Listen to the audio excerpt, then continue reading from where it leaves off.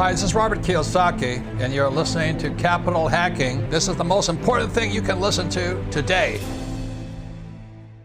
Here's the one. I have a dream. With great power comes great responsibility. I could do this all day. This is it. Don't get scared now. They may take our lives, but they'll never take our freedom. Cinderella story out of nowhere. It's in the hole. That the only thing we have to fear is fear itself. Capital Hacking begins in 3, 2, 1. Hello, my name is Josh McCown. Welcome to Capital Hacking and welcome to Mindset Monday. You know, the mind and the power of the human capital is something we go through and journey with each entrepreneur we talk to each week. And in episode 308, we met Kevin Taylor, the gentleman who was a banker, an entrepreneur for 30 years, built a bank, and now is an elite EOS implementer. Today begins his journey as a teacher, where he's going to pull out the kernels, the gold, the nuggets, and share them with you and I on how we can make some powerful choices today to change our trajectory of the rest of our lives. So let us know how you like it. Check out episode 308 and find out more about Kevin and dig in deep. Let's go. Welcome to the Capital Hacking Podcast. My name is Kevin Taylor, and I will be your host for today. So when we talk about capital, there's different forms of capital. I tend to talk about mental capital. So what do I mean when I say mental capital? So these are things that are based on mindset and the psychology behind things. And I typically get most of my information for the topics that I speak about through books that I read, other podcasts that I listen to. Sometimes it's through a documentary or something I saw on YouTube. But today I'm going to talk about a book that I read, and the book is The Japanese Secret to a Long and Happy Life. So the title of the book is Ikigai. And so when I looked at this, I was trying to figure out how do I remember how to say it like this. And so here's how I remember it is Ikigai is like the sweaty guy in the gym. And I know I just probably put a weird image in a lot of your heads right there, but that's how I remember how to say the name Ikigai, the Japanese secret to a long and happy life. So what is Ikigai? So Ikigai is a couple of things. So I have four bullet points on it. It's discovering your purpose in life. It's determining the reason that you wake up each morning. It's choosing something that aligns with your strengths, your passions, and the needs of the world. It's also what gives life meaning. And so on the back of the book, they do a really good job of doing this little Venn diagram. And even if you're not watching the video, the diagram is pretty small. So I'll go over what it is. So there's 4 circles. Kind of went over some of that already, but it's on the outside of the circles. It says what you love, what the world needs, what you can get paid for, and what you're good at. And so on the inside of those circles, there's 4 words, and those words are mission, vocation, profession, and passion. And where all of those things intersect, that is your Ikigai. So a lot of great stuff in the book. I mean, if you see the video, you can see all the notes and stuff that I took on this inside this book.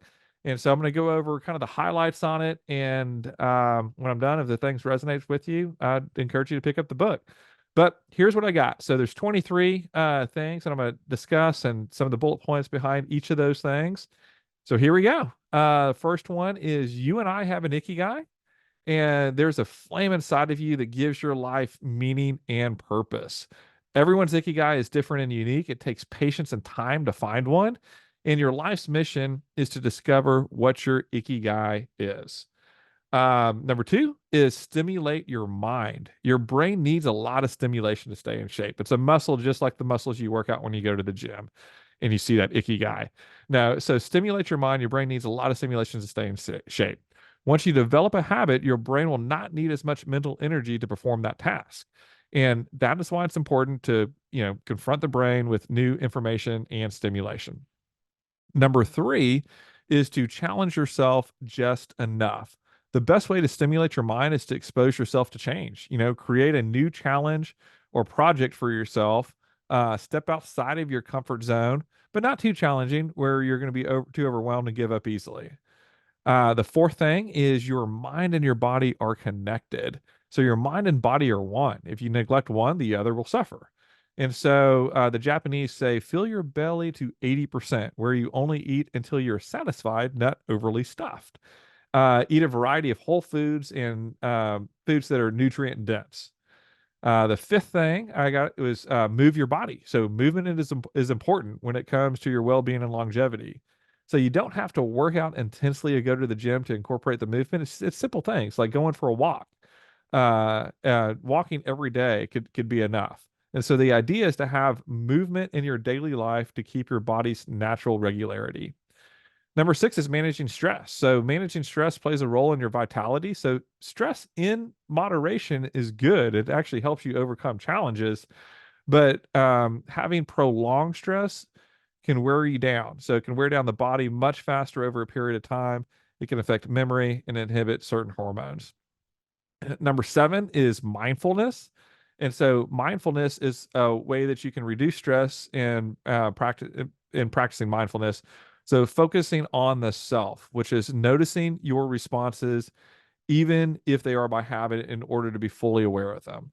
So connecting to the here and now limits thoughts that can spiral out of control. Number 8 is you can be mindful in many ways. So one of the ways is meditation, which can help filter the information that reaches us from the outside world. So how do you practice meditation? There's a couple of different ways. There's like breathing exercises, yoga, body scans, just to name a few. Number 9 is your attitude directs your life. And so your attitude determines how you perceive and move in life. So the longest living people have 2 traits in common: a positive attitude and emotional awareness. So facing challenges with this mindset reduces stress, anxiety, and regulates behavior. Number 10 is the power of flow. So to be in flow is to be so immersed in what you're doing, the time and everything else just doesn't exist. Ego dissolves and you're one with what you are doing. Flow is powerful. It is where we are so immersed in life and the experience is enjoyable. Sounds like utopia, right? That is awesome when you can find your flow. Number 11 is strategies to achieve flow. So choose something challenging. Just, a little step out of your comfort zone is one way to do it. Another is, to have a clear objective, but not just obsessing over it. Be present with the process with the objective clearly defined in mind. And then another is just concentrate on one thing at a time. Don't multitask. Number 12 is use your flow to discover your Ikigai. So once you find what gets you in flow the most, ask yourself this question: what do these things that get me in flow have in common? So are they activities by yourself? Or are they with other people? Are they activities when you're thinking or moving your body? Things like that, to see if there's common characteristics on that. Number 13 is try new pursuits of flow. So just like the previous questions can help you find your underlying Ikigai, if you still don't know, keep searching by doing more activities that get you in flow. So try new activities that you might like that have common themes to your flow. It might that might work better. Number 14 is build resiliency. So to be resilient is being able to deal with setbacks. The more resilient you are, the better you are at getting back up and pursuing towards your goal. Hi, this is Melanie McCallan. Josh and I are just so grateful for the many investors who have already joined us at Accountable Equity. Accountable Equity is so much more than a capital group. It's really a community of accredited investors that want to learn and grow together. I just want to personally invite you, if you want to find out more about this type of investment and see if it's right for you and your family, please visit us at accountableequity.com. You can fill out the contact form. We'll get right back to you and see if this is a great fit for you and your family. We'd love to meet you. We look forward to learning about you. Please visit us at accountableequity.com. Hey, this is Matt Sorensen, wealth lawyer, award-winning entrepreneur, author of the Self-Directed IRA Handbook. You're listening to the Capital Hacking Podcast. Being flexible to deal with change and focusing on what you control helps with daily challenges. Number 15 is balance life's pleasures. Buddha and Zeno of Centium had in common that one shouldn't eliminate life's pleasures completely, but to be mindful of how they can be enslaved by them. So both philosophies differ, but both aim to curb the ego and control negative emotions. Number 16 is focus on the present. Buddhism and Stoicism teach us that the present is all that exists.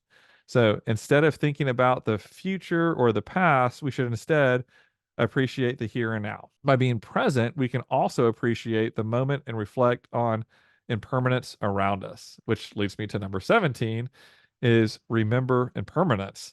So everything and everyone around us will eventually be gone one day. By remembering the impermanence of life, we are able to appreciate the people and the moment around us without giving in to despair and avoid excessive pain and time of loss.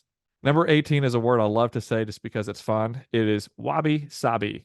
So wabi-sabi teaches that there is beauty in the fleeting, changing, and imperfection nature of the world. So look for beauty in the flawed instead of perfection. Only things imperfect and flawed can truly be beautiful because they resemble the natural world. Number 19 is also a fun word to say. It is ichigo-ichi.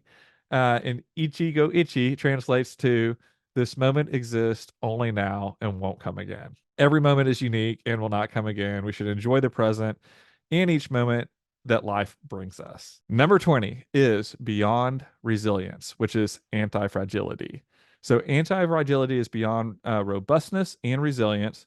When something is anti-fragile, when it's harmed, it gets better and stronger to an extent. Resilience resists shock and stays the same, whereas anti-fragile gets better. 21 is ways to develop anti-fragility. One is to create redundancies. So an example would be multiple streams of income. Number 2 is to be conservatively in certain areas and take many small risks in others.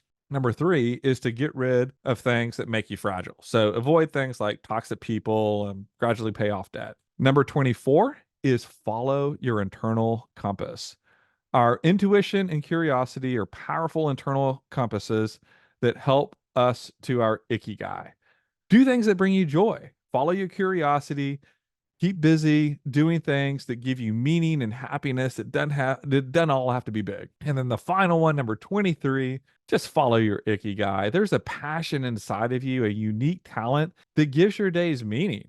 And to the extent that you can find that and practice your Ikigai, that is the Japanese secret to a long and happy life. So to recap those 4 things of what Ikigai is, it's discovering your purpose in life, determining the reason you wake up each morning, choosing something that aligns with your strengths, your passions, and the needs of the world. It is what gives life meaning. So challenge you to find out what your Ikigai is, live in flow. If you can find out how to do that, I'm still on my journey to find that as well. And so love the book, wanted to share with you the main topics of it, and hope you got a lot out of today's episode. So if you like it, buy the book, pick it up, and practice Ikigai. Until then, thanks a lot. Damn straight. We just got buddy. We got to the end of another great show. And everyone listening right now, you're the family and friends. Thanks for staying till the end. That was so fun. And hey, hit the like, hit subscribe. We're here to serve you guys. That's why we're doing this show. Josh is not paying me. I'm doing this off of my quote unquote sweat equity because we want to make a difference in your life. And then that ripple effect will continue to touch the world. Hey, amen, brother. Please check us out on capitalhacking.com, all the social media threads. And yes, I know you've probably already sent this episode to one of your best friends. Thank you. We love you. Just go right into your iPhone, hit the plus symbol. We'll talk to you later. See you next week. Share.